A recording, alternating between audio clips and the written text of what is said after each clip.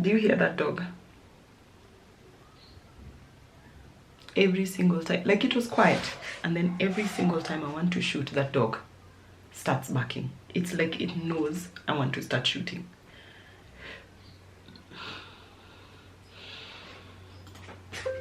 I just don't understand.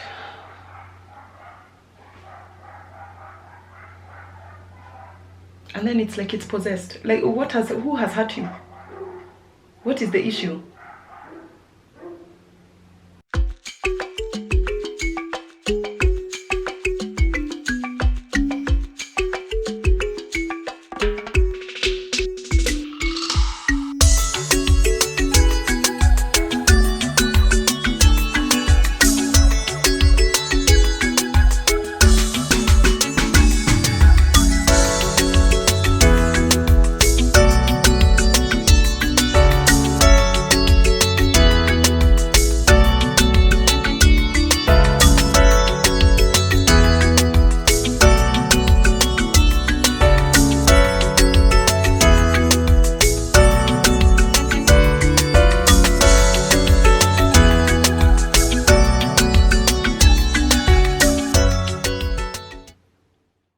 How are you doing, everybody? I'm Kitt, Kiarie, and welcome back to another episode. In this episode, we're talking about pick me mentality. I have a little backstory, and before I share that, please remember and support me on Spotify. So now you can listen to these videos as a podcast, because people told me for ages and ages, Kitt, I listen to your podcast, I listen to your video on my way to work. I don't watch your videos, I listen to them. Could you please read out like the captions? If you have a caption, read it out, because me, I'm listening, I'm not watching it. So I was like, yo, that's finally I have paid attention, guys. So please subscribe, please follow me on Instagram, please follow me on Spotify, and I hope you really enjoy this episode. Backstory, in my country so I'm from Kenya. There's a senator who, is she a senator? I think she's a senator. Yes, there's a senator who stained her pants on purpose and went into the house to debate whatever issues. And there was a whole hullabaloo about she needs to get out of the house to go and change, but she wanted to bring about a topic on period poverty, right? How people cannot afford pads. Girls, there's a girl who committed suicide and because of period stigma and the shame, and it was just a whole thing. Another senator got up and said it was disgusting that she was walking around with stained pants, and it proved her point. She proved her point about period stigma.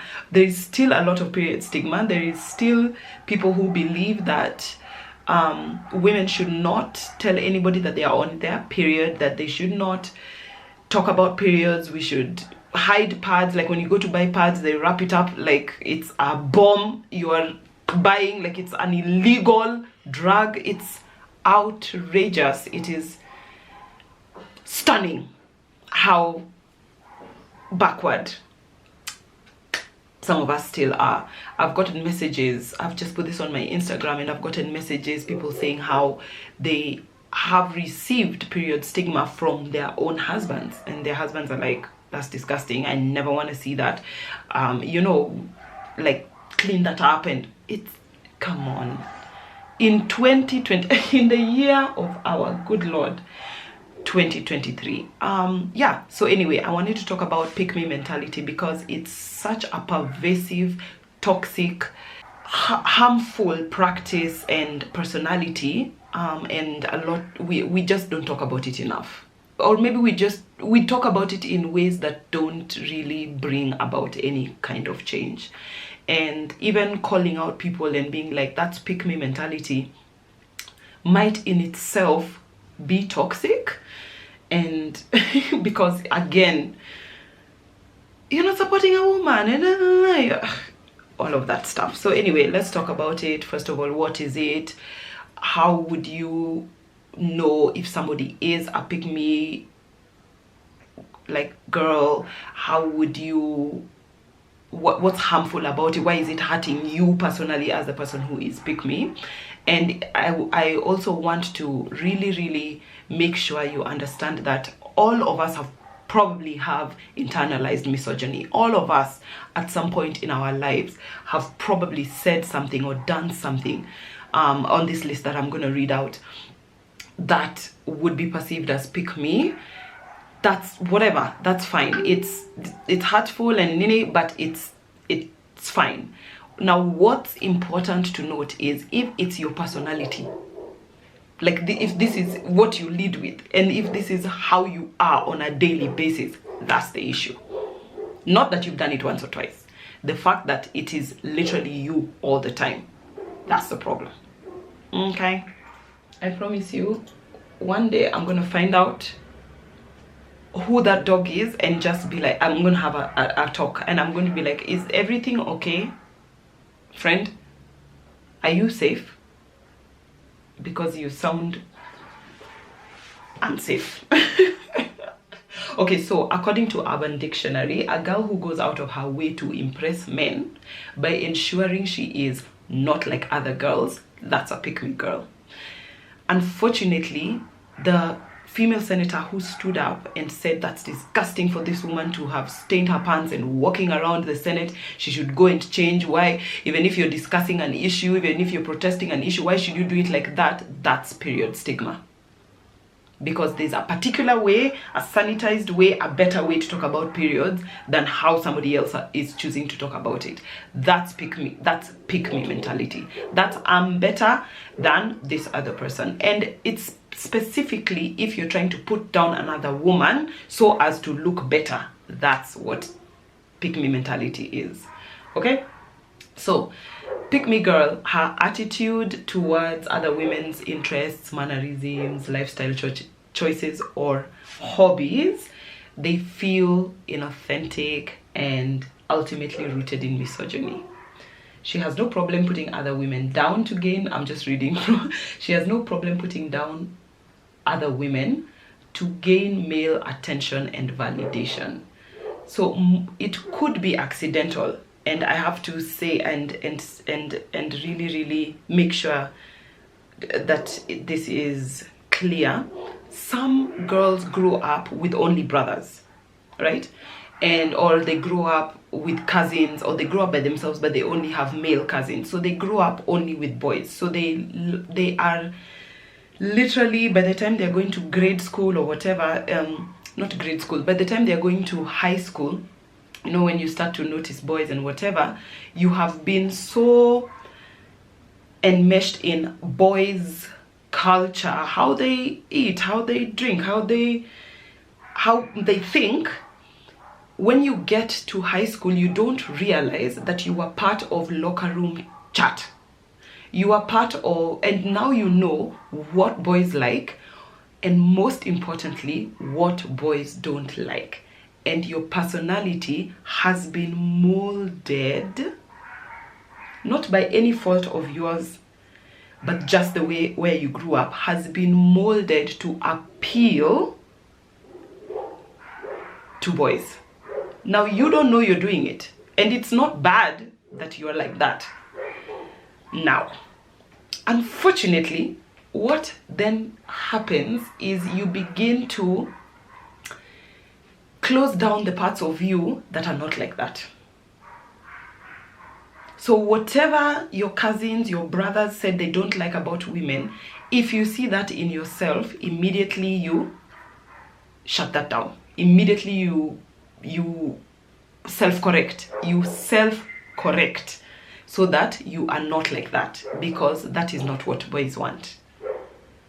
Now that's a problem, and we're going to get into why that's a problem, but that's a problem. Because are you actually going to spend your whole life trying to be something that you are not or don't enjoy because that's what men like? So how do you identify if you yourself are a pick-me girl, or if somebody else is a pick me girl, and it doesn't matter. It doesn't, like, we're not identifying if somebody else is a pick me girl so that we can go and be like, no. We are trying to educate. My whole entire thing is to empower women and to educate women so that we can be better and just gain more, take up more space. Because pick me girls don't take up any space at all. They take up the smallest amount of space so as to appeal to men, because men don't like loud women. Hey! Number 1, a woman who announces loudly, often and publicly that she's not a feminist. Bruh, everybody in the world should be a feminist. Boys, girls, men, women, dogs and cats. Everybody should be a feminist. So when somebody is like me, I'm not a feminist, what they're trying to say is, I'm never going to think that me and you should have access to the same opportunities. You do you, daddy, and I'll be me. You're the head and I'm the neck. What is that? What is that?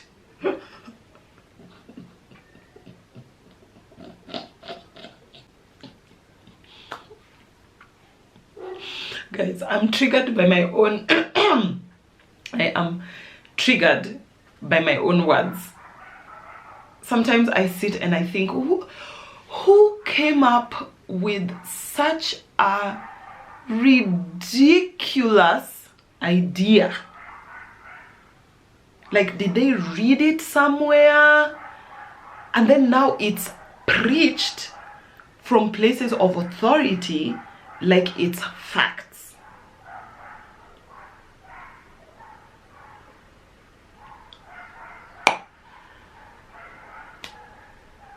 Right, so if you ever hear somebody saying, me, I'm not a feminist, like, I don't think we are equal and I don't think we ever will be, that is a person who is trying to appeal to men, right?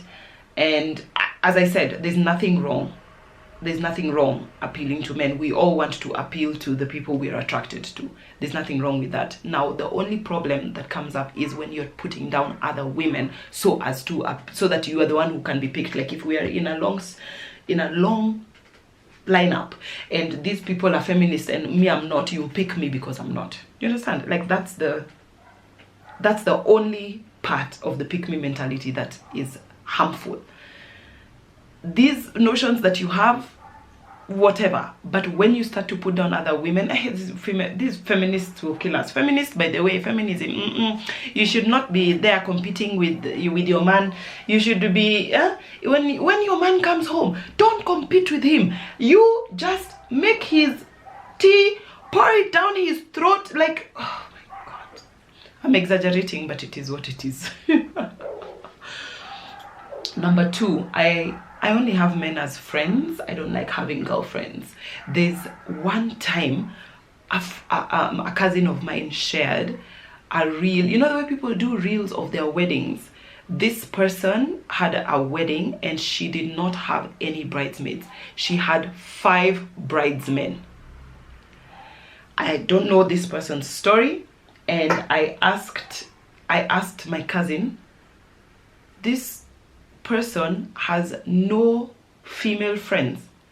Her close circle is men. She has no female friends. Red flag. Red flag. There is absolutely no issue with having male friends. None. Zero. People should have male friends. People should have female friends. But if you're a person who only has friends of the opposite sex, red flag. You need to question and go into why you don't trust members of your same sex close to you. That's it.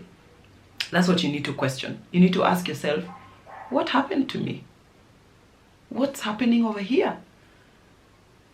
Because that's a problem. That's a problem. Having mixed friends, fine. Having most, fine. But having only, that's a problem. That's toxic. That's a red flag. Number 3, I'm not like other girls. I saw this illustration, I wept. Let me put it up. Have you guys seen this illustration somewhere?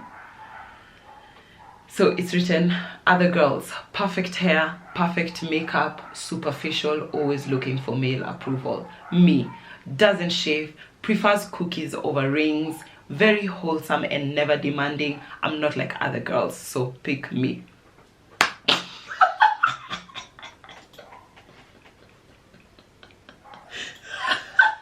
You are literally the person you are claiming not to be. You are like other girls. In fact, you are all the girls. You are like that so that you are picked, but you're looking down on other women who look different from you because you perceive they want to be picked. And why are you like that? And why do you have the need to tell people you're not like them? Huh? You have no answer. Okay. Let other girls be how they are. It's fine.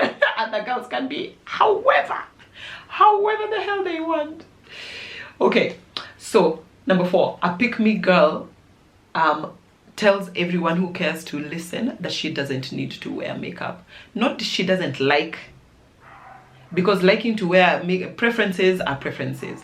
Not she doesn't like to wear makeup, she doesn't need to wear makeup. This is problematic because just like a beard or shaving your head, getting a haircut, or a manicure and a pedicure is to a man an accessory. It's grooming. Makeup is an accessory. When you put on makeup, it is not to hide something. And I know this is going to be very difficult for some people to get behind, because people think that makeup was invented so as to hide women's flaws.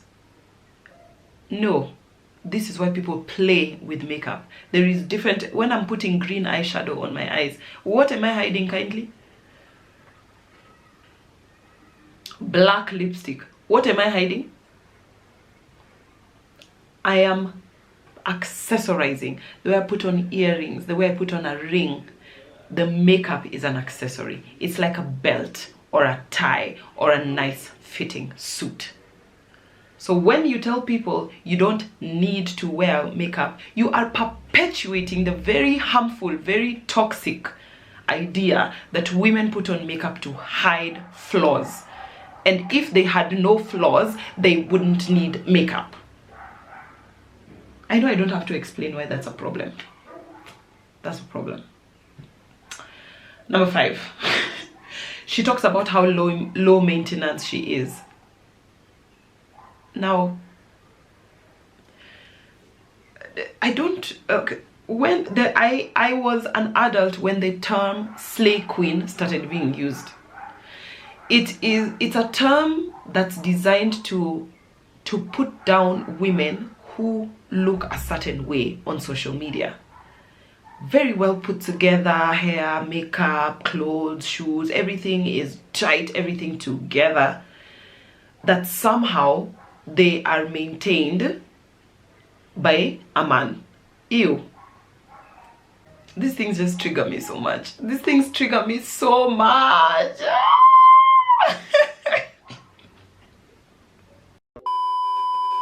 And that if you are that sort of woman, then who will want you? You're not wife material. Men want housekeepers. Men want cooks. Men want women who can do laundry and take care of children. And how are you going to take care of children when your face is made up and when you're wearing high heels, Beyonce? Because we glamorize suffering and just I don't know what we're glamorizing at this point, because we're just so far gone. We have lost the plot. So by saying that you are low maintenance, I'm very low maintenance. You don't ever have to worry about me. You know, I'm just like a cactus. You can put me there in the corner. You don't even have to worry about me. Pick me over the girl who you have to call 5 times a day. Pick me over the girl who you have to take on dates. Pick me over the girl who wants to travel. Pick me over the girl who wants you to buy her a bag as a gift. Her love language is gifts. Ew. My love language is quality time and words of affirmation. Free things. It doesn't, so what? So, and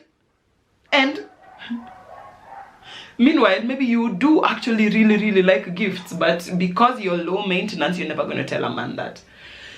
Oh my gosh. Number 6. She shames other women privately or in front of other people. Shaming other women is, and especially if it's your personality trait and you're constantly going in on other women and saying how that woman did that and that woman did this and that woman, she's so bad, I'm not like that. And if you're telling it to, you know, a significant other or in public where that woman is hearing you so that you can put her down and look like you are better than her, that's pick me. We try not to do that. Number 7, she has to make it known that she doesn't do drama. Drama is inevitable. Adults have drama. If you don't do drama, it means that you're possibly the one who starts the drama and then stands back as people do drama, in quotes.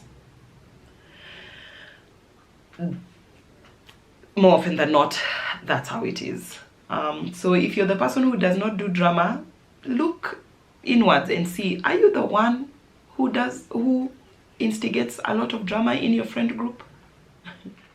Okay, so why is it hurting you? Why am I talking about all these things? Why is it hurting you personally as Agnes? First, it is teaching you that men are the key to self-acceptance. Now, obviously, we know that money is... I'm kidding. I joke. But accepting yourself is within yourself. It is not somebody else to come from outside and accept you, then you will accept yourself. Imagine if nobody ever accepts you in your, you know, in the still of night when you are yourself, your most self. Does that make sense? You are your most you. That person, that's the one you want someone else to accept. And if nobody ever does that, you're going to live a very lonely life. Even though you're partnered in a marriage or in a relationship or whatever, you will always feel alone because you know that your true self is hidden. Number 2, you are shrinking and limiting your true self. You don't get to wear what you want. You don't be like what you like. You don't enjoy your preferences without fear of rejection by men or labeled just like other girls, which is a pick-me girl's worst nightmare, being told she's like other girls. So in your entire life, you just keep shrinking yourself, limiting yourself, being less, so that you're not rejected.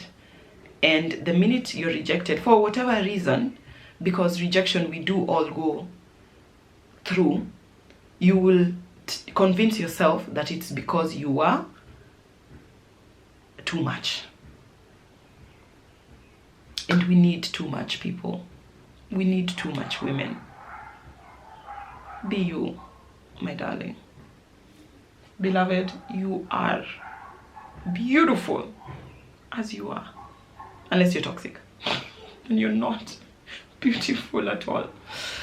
3, you're contributing to sexism and internalized misogyny and ultimately the continued oppression of you and women. But you are literally contributing to the culture that is hurting you, the culture that has made you the way you are right now. Yeah. 4, you are practicing insecurity and low self-esteem. My husband was telling me about how your brain is a muscle, right? Your brain is a muscle, and how you think with time gets stronger. So you practice, let's say, positive thinking or affirmation or whatever it is. If you practice that, then the neural path between rest and that positive thinking becomes shorter and shorter and shorter. So if you practice low self-esteem and insecurity, that's your go-to. Every single time something happens, that's your go-to. Immediately insecure, immediately low self-esteem. But you can train your brain, just like in the gym, you can train your brain to change how you're thinking. And because you can train your brain to change how you're thinking, then you'll be thinking differently in a very short amount of time. I don't know how long it will take, but practice makes better. And then once you get the hard of it, at the first few times you do it, it's going to be difficult, it's going to be hard, arduous, you're like struggling. But then after that, it's going to get better and better and better and better. 5, you develop, and this one is something I have seen,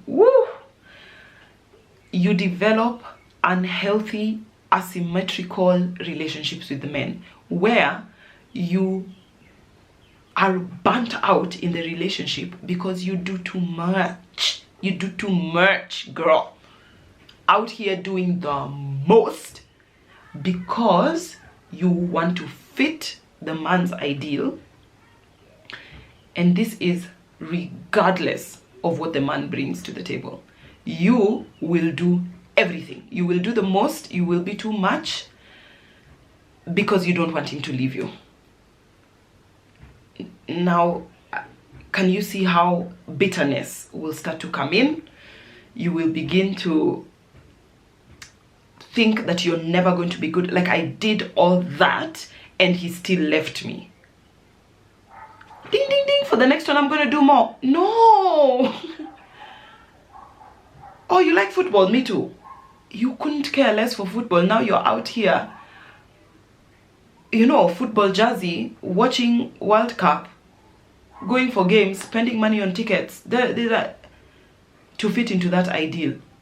Whatever he likes, you too. Whatever he likes, you too. You're jumping on that. That's unhealthy. And if at the end of the day it doesn't work out for whatever reason, you'll be like, I didn't do enough. You did too much, babes. You did too much. It just didn't work out. It didn't work out for other reasons. And 6, you're perpetuating a culture that's keeping you down. Misogyny is tiring, exhausting, frustrating. Literally have no freedom. And that's why I'm constantly trying to create a space here for women to be free, talk about our issues. But you're perpetuating, it's hurting you because you're perpetuating that same culture that's keeping you down. As I said in the beginning, it doesn't matter if you have been this before. If you are it right now, there's always an opportunity to be different and to embrace yourself and other women as okay. It's okay that we're different. It's okay that you don't have the same opinion as me. It's okay. All of it is okay. And there is enough space. And we are not competing. We are not in competition. Like, there's no shop where all the women are sitting waiting to be picked up. There's no competition. In fact, we're the prize.